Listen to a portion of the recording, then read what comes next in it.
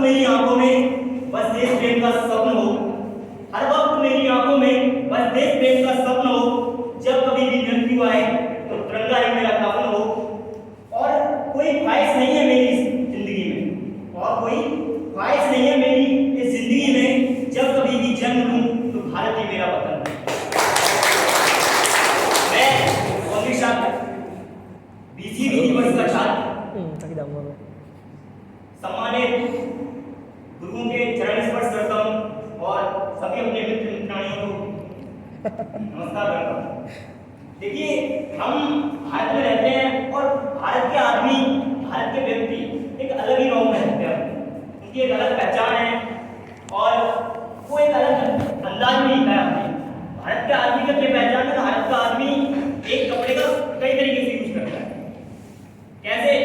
देखिए, एक कपड़ा है कि सबसे पहले वो अपना पजामा बनवाएगा, उसके फिर से भी मन ना बना उसको फटने के बाद उससे वो छोटा झोला बनवाता है, और छोटा झोला बनने के बाद तकिया का फॉल होता है उसे बनवाता है, ठीक है। और उससे भी मन नहीं भरता है तो जो अपने किचन में स्टैंड होता है उसे साफ करता है। हाँ, 5 उपयोग करता है वो, 5। और जो लास्ट उपयोग है, अगर वो आप तक पहुंच जाए और आप समझ जाएं तो तालियों से मुझे बता देना कि आप भारतीय इंसान को, भारतीय व्यक्ति को बहुत अच्छे से पहचानते हैं। और 5वां उपयोग है कि टिफिन जो किचन का स्टैंड होता है उसमें भी मतलब साफ करने के बाद जो रह बचा होता है वो बाइक का साइलेंसर साफ करने में अलग ही अंदाज में लिखा, अपना हर चीज में जुगाड़ करता है, ठीक है। तो भारतीय आदमी की एक अलग ही पहचान है। हम भारत की संस्कृति को अलग ही अंदाज से पेश करते हैं और हमेशा से रहा है कि भारत की संस्कृति को हमेशा ऊपर ही रखा गया है, हमेशा उसका नाम रहा है। भारत जो है उसकी संस्कृति की बात करूं तो मैं कहूं कि भारत कोई पृथ्वी का या फिर भूमि का टुकड़ा नहीं है। भारत जो है वो एक टुकड़े में व्यक्त नहीं हो सकता, बल्कि एक जीता जागता राष्ट्रपुरुष है। राष्ट्रपुरुष समझते हैं तो, अगर नहीं भी समझते तो इन लाइन से, इन पंक्तियों से समझ जाएंगे, क्योंकि अब तक भारत के साथ क्या रहा और अब तक ये भारत अब तक जीवित है, अब तक अमर है, अब तक है, वो क्यों है, इन पंक्तियों के माध्यम से आप समझेंगे। कि कुछ बात है कि हस्ती मिटती नहीं हमारी, कुछ बात है कि हस्ती मिटती नहीं हमारी, बस सदियों रहा है दुश्मन दौरे जहां हमारा। आप देखते होंगे कि हमारे देश पर दुश्मन देशों की नजरें हमेशा गड़ी रहती है। ये आए दिन रोज आप इससे सुनते चले आए होंगे, और हमेशा दुश्मन देशों की नजरें गड़ी रहती हैं। उसके बाद भी क्या कहते हैं कि कुछ बात है कि हस्ती मिटती नहीं हमारी, सदियों रहा है दुश्मन दौरे जहां हमारा।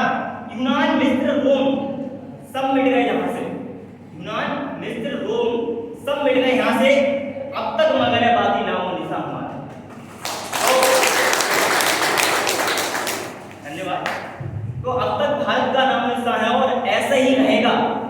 इसके लिए हमें अपने देश के लिए, अपने वतन के लिए हमेशा आगे बढ़ना पड़ेगा और कभी भी पीछे हटने का नाम ना लें। कभी जो लाइन्स में वैल्यू को हमेशा बनी रहेंगी।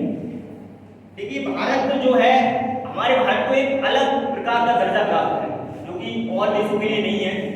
हमारे भारत को माता का दर्जा प्राप्त है, माँ का दर्जा। आपने कभी नहीं सुना होगा इंग्लैंड माँ, अमेरिका माँ, यूनान माँ, यूरोप माँ, लेकिन अपनी भारत माता को कहते हैं भारत माता, भारत माँ। तो ऐसा है अपने भारत का, जो कई नामों से पुकारते हैं। तो इसके लिए मैं कहना चाहूंगा कि ये चंदन की भूमि है, ये चंदन की भूमि है, अभिनंदन की भूमि है, ये तर्पण की भूमि है, ये अर्पण की भूमि है। इसका कंकर कंकर संकर है, इसका कंकर कंकर संकर है, और इसकी बूंद बूंद गंगा जल है। आगे लाइन अगर आपसे रिलेट करें तो तालियों के साथ मुझे डाल दीजिएगा कि इसका बूंद बूंद गंगा जल है। हम जिएंगे तो इसके लिए और मरेंगे तो इसके लिए, ऐसा भाव रखना चाहिए हमें। देखिए, 1947 में हमारा देश आजाद हुआ और उसके 76 वर्ष पूर्ण होने आ रहे हैं। आज सोशल मीडिया का जमाना है, सोशल मीडिया पर आप देखते होंगे कि इस मैसेज को फॉरवर्ड करो, नहीं तो आपको माँ की कसम, बाप की कसम, ये हो जाएगा, वो हो जाएगा। तो अगर इसी तरीके से अगर पहले भी होता तो 1947 में लोग क्या करते, एक मैसेज बनाते,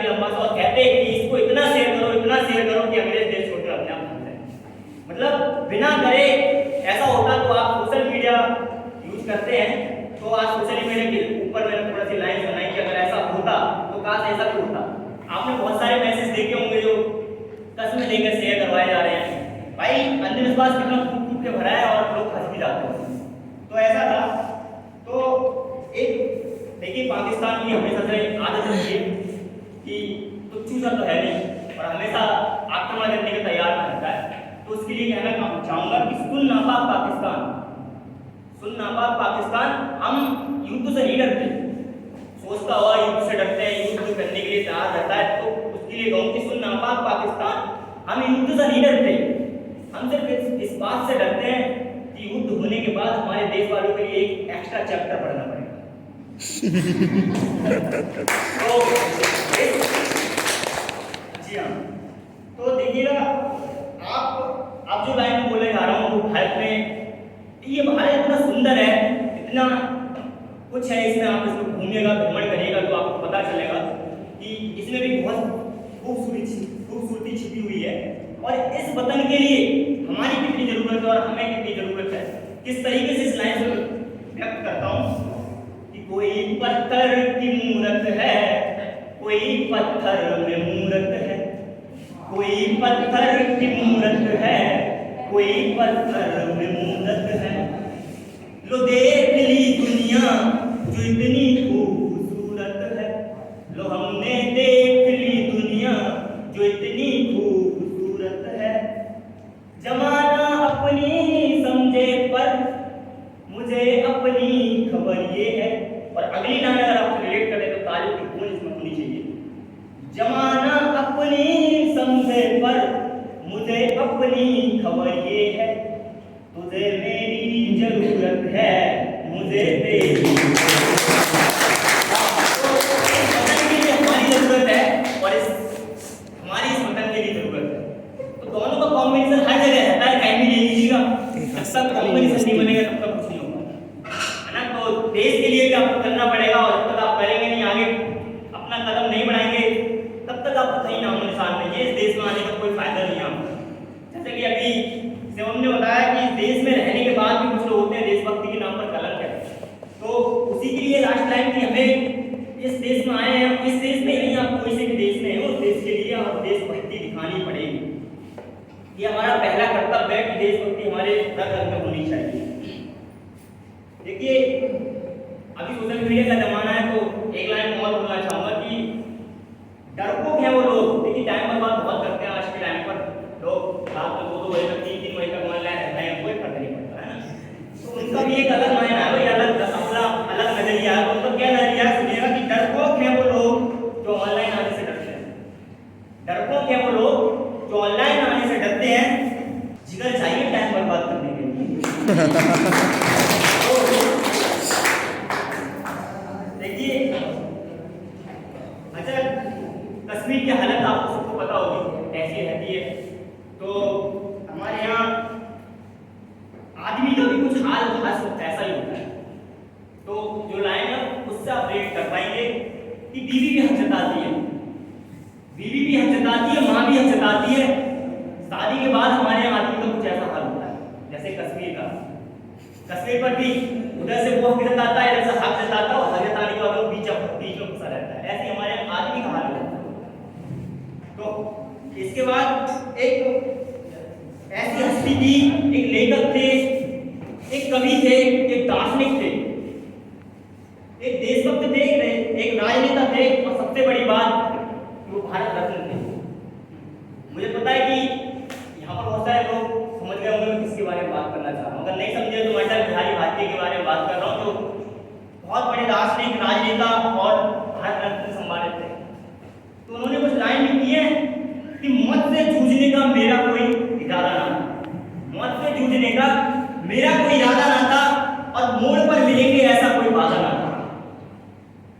मौत रास्ता रोककर खड़ी हो जाएगी, मौत रास्ता रोककर खड़ी हो जाएगी, क्या मौत जिंदगी से बड़ी हो जाएगी? नहीं, आगे कहते हैं नहीं, जिंदगी से बड़ी मौत हो नहीं सकती। आगे जो लाइन है वो देश से रिलेट करिएगा कि मैं जीवन जिया, जो शहीद हुए, जो बलिदान दे मतलब देश के लिए तत्पर रहते हैं हमेशा, उससे रिलेट करिएगा इस लाइन को कि मैं जीवन जिया, मैं मन से मरूं, मैं जीवन जिया और मैं मन से मरूं, लौट कर आऊंगा खुद से गुजरूं। ये लाइन थी। तो ऐसा हमें प्रण लेना चाहिए, अगर हम बलिदान हो जाते हैं इस देश के लिए तो हमें डरना नहीं है, हमें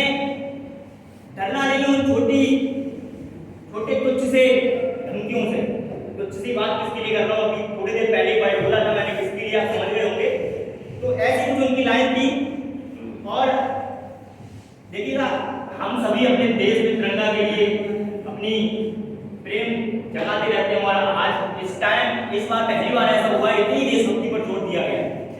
हर घर तिरंगा अभियान चलाएगा, आजादी का अमृत महोत्सव मनाएगा, लेकिन कितना भी आप देश के लिए प्रेम जगा ले, लेकिन जो सैनिक होता है उसके अंदर जो तिरंगा के लिए भाव होता है उसको शब्दों में बयां करना थोड़ा मुश्किल होता है, लेकिन फिर भी मैं कोशिश करता हूँ और ऐसी ही प्रण आपके अंदर भी होना चाहिए। एक तो जवान के अंदर तो होता ही है, लेकिन हम सब में भी होना चाहिए। तो वो लाइन क्या है कि खोल दो पंख मेरे, खोल दो पंख मेरे, कहता है परिंदा भी उड़ान बाकी है। खोल दो पंख मेरे, कहता है परिंदा भी उड़ान बाकी है, जमी नहीं है मंजिल मेरी, अभी पूरा आसमान बाकी है। आगे क्या है देश के लिए कहना चाहता है वो, और दुश्मन देशों के लिए, दुश्मनों के लिए क्या ललकारता है वो सुनिएगा कि लहरों की खामोशी को समंदर की बेबसी मत समझे नादान। लहरों की खामोशी को समंदर की बेबसी मत समझे नादान, ये दुश्मन देशों के लिए है कि लहरों की खामोशी को समंदर की बेबसी मत समझे नादान, जितनी गहराई अंदर है बाहर उतना तूफान अभी बाकी है। देशभक्ति होनी चाहिए, ऐसी प्रण होना चाहिए, और इसके साथ उन वीर जवानों के लिए, शहीद हुए उनके लिए कितना भी कम है कि कहते हैं बदौलत जिनकी आज हम देखिए सरहद पर जवान खड़े हैं, जिसकी वजह से हम उसी से आज ही सम्मेलन कर पा रहे हैं, उसी से रह पा रहे हैं, अपनी मन मर्जी जो करना चाह रहे हैं कर पा रहे हैं, कोई रोक टोक नहीं है, सिर्फ बदौलत सीमा पर खड़े। अगर वो नहीं हो तो कब क्या हो जाए उनके साथ कुछ नहीं होता।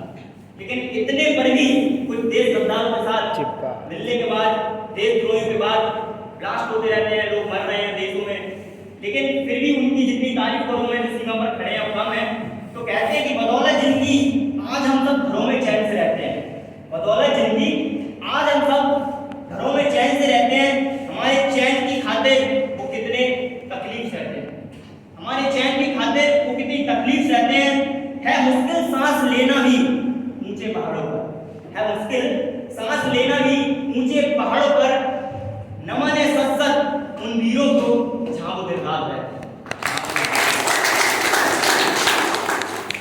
उसके साथ देखिए मैं जानता हूं कि बहुत देशभक्त यहाँ बैठे हैं, और एक वीर जब शहीद हो जाता है देश के लिए और उसका सब जब घर आता है, उसकी चौखट पर आता है, उसके बाद उसके घर वालों का क्या हाल होता है, उसकी माँ का, उसकी पिता का, उसकी बहन का, उसकी बेटी का क्या होता है हाल, उनको कुछ लाइन में बयां करना चाहूँगा, एक लाइन ज़्यादा नहीं, और उस लाइन को आप अच्छे से समझ पाएंगे। कहते हैं जिस दिन तू शहीद हुआ, जिस दिन तू शहीद हुआ, ना जाने किस तरह तेरी माँ सोई होगी, जिस दिन तू शहीद हुआ ना जाने किस तरह तेरी माँ सोई होगी, मैं तो बस इतना जानूं कि वो गोली भी तेरे सीने में जाने से पहले हुई। शहीदों के लिए जितना हम कह लें, जितना कर लें, जितना बोल लें कम है, क्योंकि उसने अपने पूरे जीवन को कुर्बान कर दिया देश के लिए, हम तो केवल उनके लिए कुर्बान कर रहे हैं।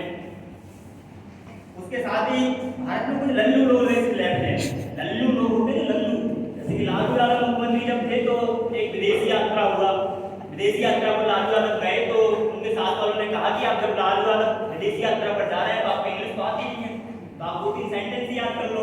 उन्होंने कहा अरे हो जाएगा, चल जाएगा, लेकिन उन्होंने फिर भी कहा कि याद कर लो वरना बेइज्जती बहुत अच्छी वाली हो जाएगी। लेकिन फिर भी लालू यादव ने कहा कि कोई बात नहीं, आप जो बताएंगे हम याद कर लेंगे। उन्होंने कहा आपको ज़्यादा नहीं 2 सेंटेंस याद करने हैं। उनका क्या, तो उन्होंने बताया कि उस टाइम जो मुख्यमंत्री थे अमेरिका के वो क्लिंटन थे, क्लिंटन बहुत पहले की बात है। तो उन्होंने कहा कि आपको 2 सेंटेंस याद करने हैं, पहला कि हाउ आर यू, आप कैसे हैं, और जो सामने वाले से रेस्पॉन्स आएगा व्हाट अबाउट यू, ठीक है, तो आपको बोलना है मी टू। और लालू यादव कह रहे, उन्होंने रट लिया भाई साहब वहाँ पहुंचे, अब क्लिंटन मिलने हैं उससे, अब हाउ आर यू जगह उन्होंने बोल दिया हु आर यू। तो क्लिंटन बोलते हैं कि पहले उन्होंने सोचा क्या जवाब दूं, तो उन्होंने बोला कि I am husband of Hillary, तो उन्होंने जवाब दिया मी टू। तो ऐसे लोग भी हमारे भारत में रहते हैं। और देखिए अब कुछ अंतिम क्षणों पर पहुंच चुका हूं मैं, अंतिम पंक्तियों पर अपनी पहुंच चुका हूं। देखिए जीवन के बारे में बात करूं मैं तो जीवन के बारे में मैंने बहुत कुछ कह दिया, शहीदों के लिए, देश के लिए, प्रेम के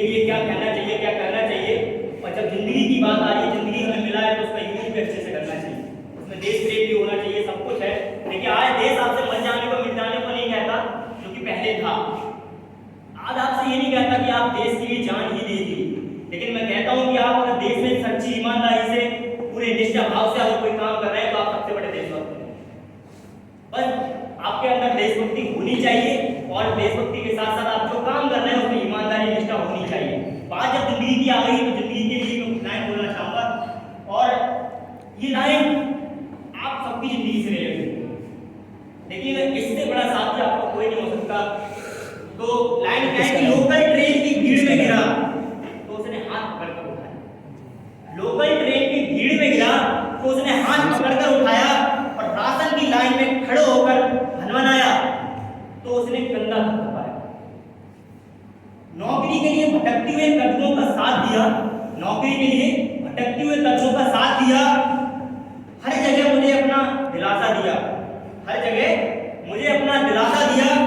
वो हर वक्त साथ मेरे दबी सहमी सी मौन है, वो हर वक्त साथ मेरे दबी सहमी सी